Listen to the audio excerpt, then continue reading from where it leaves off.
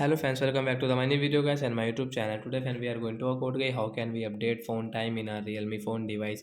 Friends, you want to update your phone time in your Realme phone, so how can you update today? I will show you in this video. So before starting video friends, first of all go and subscribe the channel guys, click the bell icon and like the video. So friends, now let's see how can we update phone time. First of all guys, we will on our phone setting guys. After on phone setting we will scroll it. Friends, click on guys your phone system setting guys, tap on system setting and click on your date and time setting. As you can see your time setting guys, we will update from here.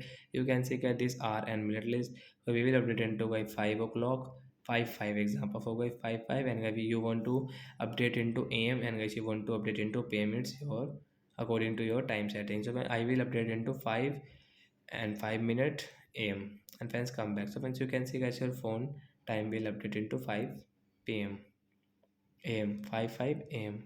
So that's it guys, thanks for watching the video. Bye bye friends.